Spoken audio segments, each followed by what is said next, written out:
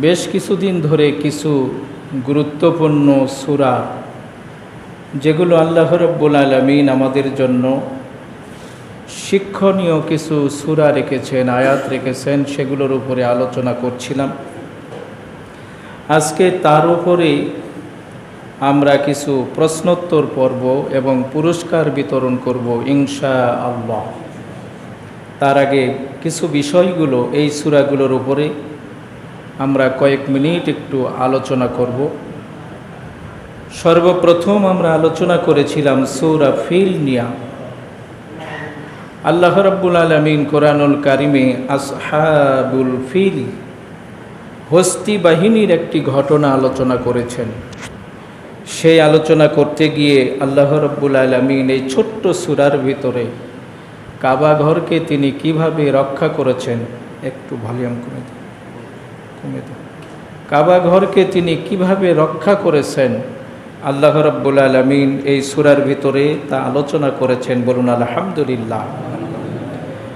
আল্লাহ রাব্বুল আলামিন বলেন যে আমি ছোট্ট ছোট্ট পাখি দ্বারা, পাখিগুলোকে যদিও আমরা নামকরণ করেছি আবাবিল পাখি, তাদের দুই পায়ে ছিল দুইটা পাথর এবং মুখে ছিল একটি পাথর। সেই পাথরগুলোর আকৃতি ছিল খুব ক্ষুদ্র, পাখিগুলোও ছিল খুব ছোট। এরা আকাশ থেকে এই হস্তি বাহিনীর উপরে আব্রাহা বাদশাহ ইয়ামিন থেকে, যিনি 570 সালে কাবাঘর ধ্বংস করতে এসেছিলেন, এই বিরাট হস্তি বাহিনীর উপরে এই পাথরগুলো যখন নিক্ষেপ করছিলেন, মনে হচ্ছিল এই ক্ষুদ্র ক্ষুদ্র পাথরগুলো যেন একটি অ্যাটেম বোমা। বলুন সুবহানাল্লাহ। আল্লাহ রাব্বুল আলামিন এই ঘটনার মাধ্যম দিয়া পৃথিবীর সমস্ত মানুষকে আল্লাহ রাব্বুল আলামিন জানায়া দেন কাবা ঘরকে আল্লাহ তাবারক তাআলা শুধুমাত্র সেই সময়ই নয়, পৃথিবীর আদ্য থেকে শেষ পর্যন্ত কাবা ঘর হেফাজতের দায়িত্ব আল্লাহ নিজে নিয়েছেন। বলুন সুবহানাল্লাহ। তিনি হেফাজত করবেন। এই হস্তি বাহিনীর পরিণতি কি হয়েছিল আল্লাহ রাব্বুল আলামিন বলেন ফাজআলাহুম কাআসফিম মাকুল। একটা পশু ঘাস চাবানোর পরে এই ঘাসের যে পরিণত হয়, ভক্ষিত অংশ যেটা হয়, আল্লাহ রাব্বুল আলামিন বলেন এই হস্তি বাহিনীর পরিণতিটা আমি আল্লাহ সেরকম করে দিয়েছিলাম। আল্লাহ তাবারক তাআলা এই সূরার ভিতরে আরও একটা শিক্ষা আমাদেরকে দেন। সেটি হলো যত বড়ই ক্ষমতাধর মানুষ হোক না কেন, যত বড়ই ক্ষমতাধর ব্যক্তি হন না কেন, আল্লাহ রাব্বুল আলামিন তাকে ধ্বংস করতে চাইলে ক্ষুদ্র অতি নগণ্য একটা বিষয়গুলো দিয়া আল্লাহ তাআলা তাদেরকে ধ্বংস করে দেন, আরও কমায় দেন। আল্লাহ রাব্বুল আলামিন এরপরে আমরা আলোচনা করেছিলাম সূরা লাহাব। লাহাব কার নাম? উত্তর দেওয়ার একটা মন মানসিকতা আমাদের ভিতরে থাকতে হবে। পারি না, একটু পারি, হাত তুলবো ইনশাল্লাহ। রাজি আছি তো? ওই যে আমি বলেছিলাম ইউসুফ আলাইহিস সালাতু ওয়াস সালামকে মিশরের বাজারে বিক্রয় করা হবে। তার দাম উঠেছে, তার ওজন একদিক আর একদিক স্বর্ণ মুদ্রাগুলো দিয়া তাকে বিক্রয় করা হবে। একজন বুড়ি সামান্য কিছু সুতা নিয়ে দৌড়াচ্ছে। একজন জিজ্ঞেস করলেন কোথায় যাও? আইনা তাজহাব। বলে আমি যাই মিশরে। কেন? বলে আমি ইউসুফকে ক্রয় করব। কয় বুড়ি, ইউসুফকে একদিকে দেওয়া হয়েছে, স্বর্ণ দেওয়া হয়েছে একদিক, আর তোমার এই সামান্য সুতা, এটা দিয়ে তুমি কি ক্রয় করতে পারবা? বুড়ি জবাব দেয় আমি ইউসুফকে ক্রয় করতে পারবো না, এটা আমি জানি, কিন্তু আমি যে ইউসুফের একজন ক্রেতা এতটুকু তো বলতে পারবো। সুবহানাল্লাহ। তো আমরা সবাইকে পুরস্কার দিতে পারবো না, পুরস্কার পাবেন 12 জন, হাত উঠবে হয়তো 50-60 জন, কিন্তু প্রশ্নোত্তর দেওয়ার মতো আমরা এই অনুষ্ঠানটা করার মূল লক্ষ্য এবং উদ্দেশ্য হলো আমরা হুজুর ওয়াজ করে আর আমরা শুনে শুনে শুধু বের হয়ে যাই। এই ঘটনাগুলো থেকে অনেক শিক্ষণীয় বিষয়গুলো আমরা যেন বাড়িতে মোতালা করি, জানার জন্য চেষ্টা করি। এই জন্যই এই অনুষ্ঠানগুলো করা হয়েছে। পরবর্তী সূরা হলো লাহাব।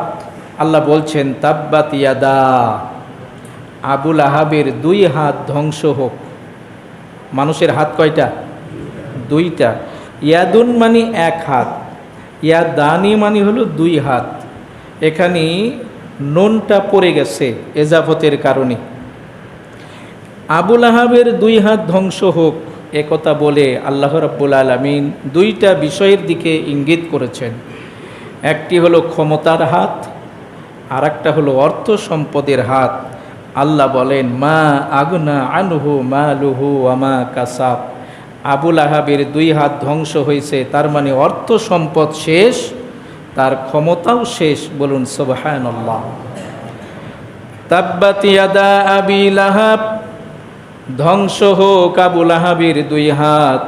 আল্লাহ রাব্বুল আলামিন এই কথা বলে আবু লাহাবের প্রভাব প্রতিপত্তি ক্ষমতার হাতকে ধ্বংস করে দিয়েছেন। 2 নাম্বার, অর্থ সম্পদের যে বাহাদুরি ছিল আল্লাহ সেটাও ধ্বংস করে দিয়েছেন।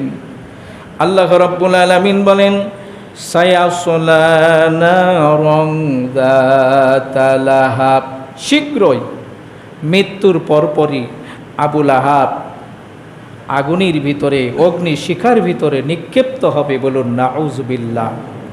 নবীর চাচা, খুব কাছের লোক, কিন্তু বিরোধিতার দিক থেকে রাসূলুল্লাহ সাল্লাল্লাহু আলাইহি ওয়াসাল্লামকে অত্যন্ত কষ্ট দিয়েছিলেন আবু লাহাব। এজন্য নবীর চাচা হওয়ার পরেও আবু লাহাব হবেন জাহান্নামী। বলুন নাউজুবিল্লাহ। বোঝা গেল যে আমার বংশে, আমার পরিবারে, আমার বাপ দাদা তারা যদি আল্লাহওয়ালাও যদি হয়, কিন্তু নিজের যদি ঈমান না থাকে, আমল যদি না থাকে, তাহলে তার অর্থ সম্পদ সব কিছু ধ্বংস হয়ে যাবে।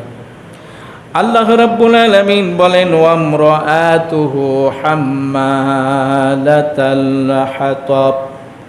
আবু লাহাব শুধু জাহান্নামীর আগুনে যাবে না, আবু লাহাবের স্ত্রী ছিল উম্মে জামিলা। এই উম্মে জামিলটাও জাহান্নামীর আগুনে যাবে, কারণ সে কাঠ সংগ্রহ করত। নবীজি যেই পথ দিয়ে যেত সেই পথে কাটা বিছায়া দিয়া আল্লাহর নবীকে কষ্ট দিত। এজন্য আবু লাহাবও জাহান্নামে যাবে। আবু লাহাবের সঙ্গে আবু লাহাবের স্ত্রী উম্মে জামিলও জাহান্নামে যাবে। বলুন নাউজুবিল্লাহ। এখান থেকে শিক্ষণীয় কি? কেউ যখন গুনার কাজ করে, সে যেরকম পাপী, সে যেরকম অপরাধী, ওই রকম এই গুনাহগার ব্যক্তিকে কেউ যদি সহযোগিতা করে, টাকা দিয়ে, পয়সা দিয়ে, অর্থ করি, পরামর্শ দিয়া ইসলামের বিরুদ্ধে সহযোগিতা করে, যিনি এই কাজগুলো করলেন, যিনি সহযোগিতা করলেন, উভয়ই সমান অপরাধী হয়ে যাবে। এজন্য আল্লাহ বলেন, তাআওয়ানু আলাল বিররি ওয়াত তাকওয়া। সৎ কাজ, পুণ্যের কাজ যেখানে দেখো সেখানে সহযোগিতা করো, যেখানে গুনাহের কাজ সেখানে সহযোগিতা থেকে বিরত থাকো। বলুন আলহামদুলিল্লাহ। এটি ছিল সূরা লাহাব। এরপরে আমরা আলোচনা করেছিলাম সূরা বুরুজ। সূরা বুরুজের ভিতরে বিরাট একটি ঘটনা রয়েছে, আসহাবুল উখদুদ, গর্তের অধিবাসী। গর্তের অধিবাসী কারা? ঈমান আনয়ন করেছিল একদল মানুষ। আমরা দেখেছিলাম একজন জাদুকরের শীর্ষ ছিল ছোট্ট একটা গোলাম, একটা বালক। এই বালককে প্রকাশ্যে শুলে চড়ে তাকে দুনিয়া থেকে বিদায় করে দেওয়া হলো। তার এই দৃশ্য দেখে অসংখ্য মানুষ ঈমান আনয়ন করেছিলেন। বলুন আলহামদুলিল্লাহ। এই দৃশ্য দেখে এই বাদশাহ, যারা ঈমান এনেছিল তাদের জন্য বিরাট একটা গর্ত খনন করেছিল। এই গর্তের ভিতরে আগুন প্রজ্বলিত করে ঈমান আনয়নকারীদেরকে এক এক করে আগুনে নিক্ষেপ করা হচ্ছিল। আর এই সকল ব্যক্তিরা গুহার চতুর্পার্শ্বে বসে বসে এই ইমানদারদের এই মরণের দৃশ্যগুলো দেখছিলেন আর অট্ট হাসিতে ফেটে পড়ছিল।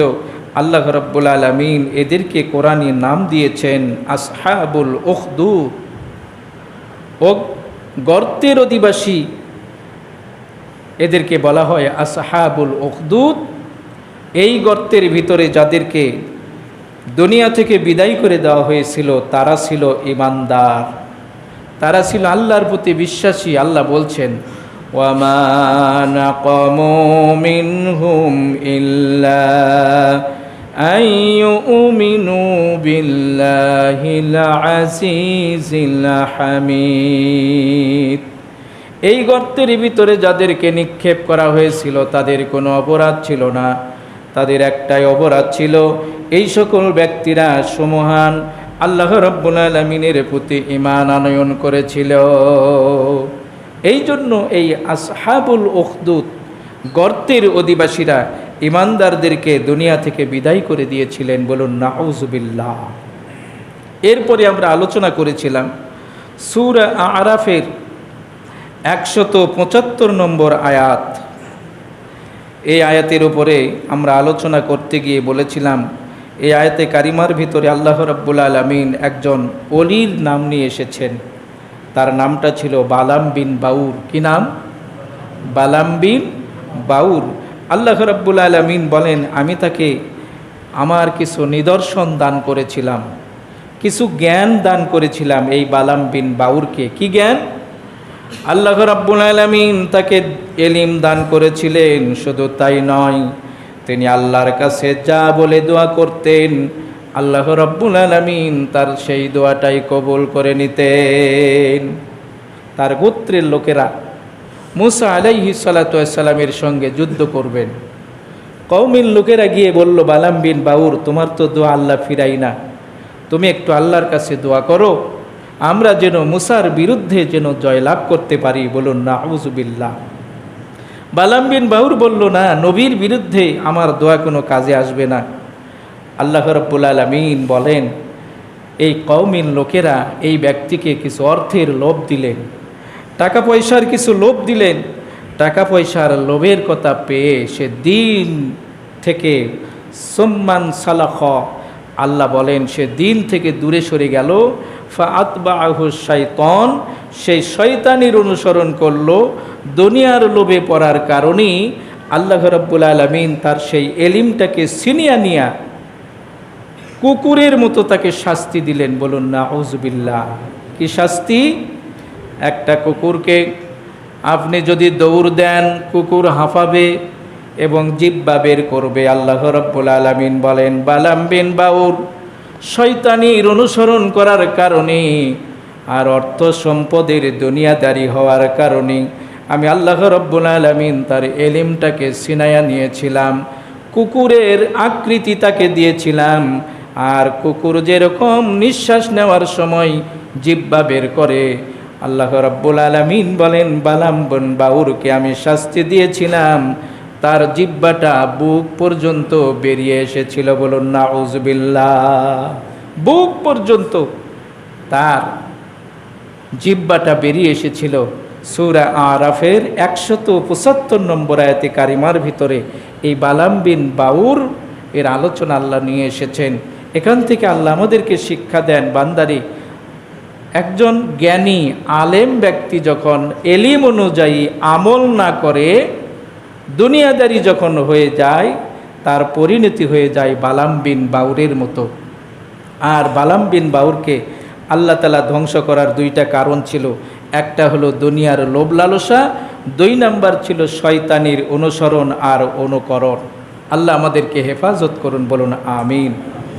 এরপরে আমরা আলোচনা করেছিলাম সবচাইতে বহুল আলোচিত সূরা কাহাফ। এটা 15 পারার একটি সূরা, যেই সূরাটি জুমার দিন কেউ যদি 10 আয়াত তেলাওয়াত করে আল্লাহ তাআলা তাকে দাজ্জালের ফিতনা থেকে হেফাজত করবেন। বলুন আমিন। শুধু তাই নয়, আল্লাহ রাব্বুল আলামিন এক জুম্মা থেকে আর এক জুম্মা পর্যন্ত আল্লাহ তাআলা তাকে নূরের আলোতে নূরান্বিত করবেন। বলুন সুবহানাল্লাহ। এই সূরাটি অবতীর্ণ হয় শানি নজুল অবতীর্ণ হওয়ার কারণ ছিল, নবীজিকে ইহুদিরা 3টা প্রশ্ন করেছিলেন। এই 3টা প্রশ্নের প্রেক্ষিতে আল্লাহ রাব্বুল আলামিন সূরা কাহাফ অবতীর্ণ করেন। আমরা সেই যুবকদের ঘটনাগুলো শুনেছি। 7 জন যুবক ছিলেন ঈমানের হেফাজতের জন্য বাদশাহ দাকিয়ানুসের অত্যাচারে অতিষ্ঠ হয়ে তারা রওনা দিয়েছিলেন সেই দেশ থেকে। একটা গুহার ভিতরে আল্লাহ তাআলা তাদেরকে আবদ্ধ করে 309 বছর পর্যন্ত আল্লাহ রাব্বুল আলামিন তাদেরকে ঘুমন্ত অবস্থায় রেখে দিয়েছিলেন। বলুন আলহামদুলিল্লাহ। 309 বছর পরে আল্লাহ তাআলা তাদেরকে সেখান থেকে জাগ্রত করে আমাদেরকে শিক্ষা দিয়েছিলেন। 309 বছর পরে একটা গুহার যুবকদেরকে আল্লাহ যেরকম জাগায় তুলতে পারেন, লক্ষ লক্ষ বছর পরে একজন মানুষদেরকে আল্লাহ রাব্বুল আলামিন ওইভাবে কিয়ামতের দিন তুলবেন। বলুন আলহামদুলিল্লাহ। এরপরে আমরা আলোচনা করেছিলাম সুলাইমান আলাইহিস সালাতু ওয়াস সালাম এর ঘটনা, সুলাইমান আলাইহিস সালাতু ওয়াস সালাম এবং বিলকিস রানীর ঘটনা, যিনি সাবার রানী ছিলেন। আল্লাহ রাব্বুল আলামিন তাকে সুলাইমান আলাইহিস সালাতু ওয়াস সালামকে ক্ষমতা দিয়েছিলেন বায়ুর উপরে, পশু পাখির উপরে, পিঁপড়ার উপরে, সকল ভাষা তিনি জানতেন। এখন সকলের উপরে তিনি ক্ষমতাবান ছিলেন। বলুন আলহামদুলিল্লাহ। এই হুদহুদ পাখির একটা বৈশিষ্ট্য আল্লাহ রাব্বুল আলামিন দান করেছিলেন। এই বিষয়গুলোর উপরেই আমরা প্রশ্ন করব আজকে ইনশাআল্লাহ। এখনই আমাদের প্রশ্নোত্তর পর্ব শুরু হবে।